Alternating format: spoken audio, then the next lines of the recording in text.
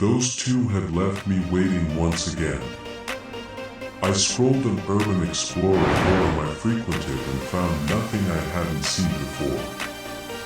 One post did catch my eye though. It was a post about Wiseman Mine. A haunted gold mine said to be located somewhere on the edge of town.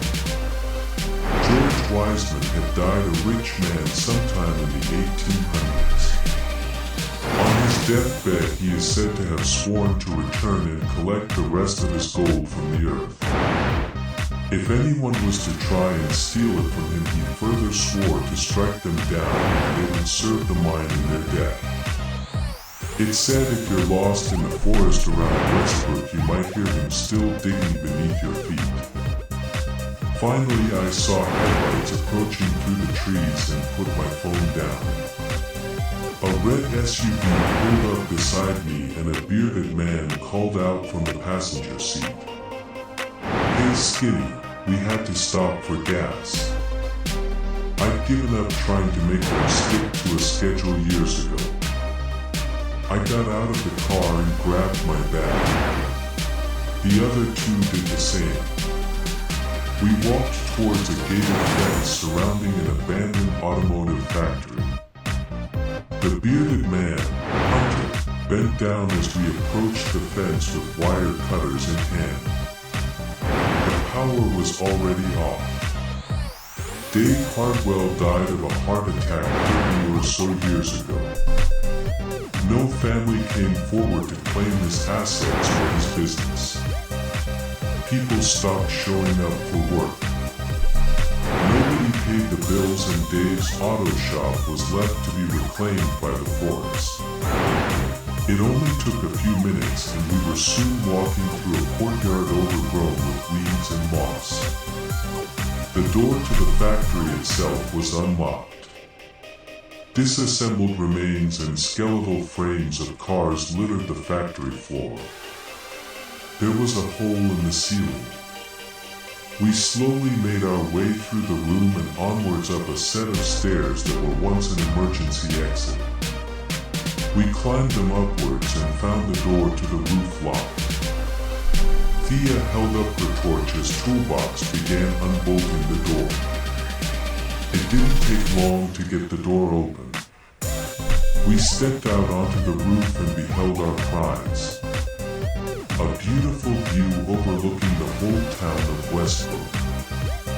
We went back and forth pointing out sights we recognized in the light of street lamps below. We had planned this trip for a night without clouds. The stars lit up the night sky above us. We could see them better on the far side of the roof facing away from town. I pulled a few beers and some snacks from my bag. We all sat there looking up at the stars. We talked for hours. During a lull in conversation, I asked if either of them had heard of Wiseman Mine. Hunter told me he had no idea, but Thea gave me a knowing nod. She asked if I meant the haunted gold mine, and Hunter had a concerned look on his face at the word haunted. Naturally, I asked if he was scared of ghosts, and he said yes. Then I asked if he wanted to hear the story of Wiseman Mine. He hesitated but nodded. After the story, he had forgotten about the ghost and asked instead how much I thought the gold would be worth. We went back and forth for a while arguing over how much it would be or how you would sell it in the first place. Thea had been quiet until now but spoke up now. She said she wanted to look for the mine.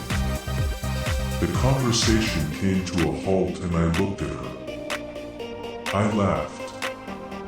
Wiseman Mine was just a scary story.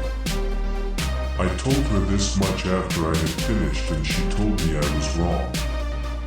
She said a trusted source mentioned rumors it was a few miles west of Barbers Avenue. I didn't believe her. Hunter said he was in. I expected her to laugh at him for falling for the joke. She just kept looking at me. When I didn't say anything, she said that she wasn't interested in the gold or the ghost story. She told me that she just wanted to find out if it was real. I realized so did I. I told her I was in. We planned to meet up 3 days from then and make our way out to look for the mine. The next day a storm blew in and didn't give up for the better part of the week. I used this time to research what I could find about Wiseman Mine. The supposedly real Wiseman Mine, not the ghost story people told. I found nothing helpful except for one article in a newspaper from 1902. A local man, Joshua Higgs, had died from falling into a collapsed mine shaft. The odd thing was, in the fall he had impaled something sharp struck through his skull. They said he was unrecognizable. Only the ID in his wallet identified him. It was ruled an accidental death and the mine shaft tunnel was filled over. At the end of the week the rain had passed. We started our search early at 6 a.m. The night before I had a strange dream. I woke up in my bedroom. There was no furniture inside except for my bed. I could hear something faintly. A repetitive banging. It was coming from downstairs. I woke up the next morning and shrugged it off as a strange dream. I got ready for the search and drove out to the start of Barbara's Avenue. The other two were early. We drove for an hour. About halfway through the paved road gives way to packed dirt. Barbara's Avenue led north in the opposite direction of the automotive factory. It ended in an interstate highway headed towards the coast. It was mostly woods and hills between us and there. I pulled out a map with a few locations circled that I thought looked good to search. Thea added a few more and we set off searching for George Wiseman's gold mine. Later that day we left the woods tired and bruised. I got bit by ants. Hunter got stung by a bee. We had covered half the ground we expected to and found nothing. 3 days of searching later we found it. It was late afternoon on the 4th day. We were heading back and a fallen tree trunk blocked our path. The dirt around its roots was sunken several feet into the ground in an odd pattern. I remembered the article I read a few days prior and pointed out the small sinkhole to the others. We all started to dig. The soil was still damp from the rain and it made the digging easier. 20 minutes later our shovels burst through into open space. Dirt piled into a mineshaft tunnel about 4 feet below us. The gap we could see through was small. The sun was starting to set and so we all prepared to return the following morning. That night I had the same strange dream.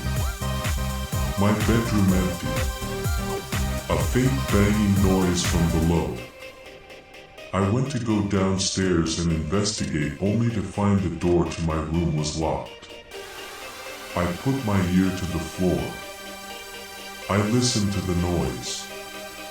It sounded like metal being struck several stories beneath me.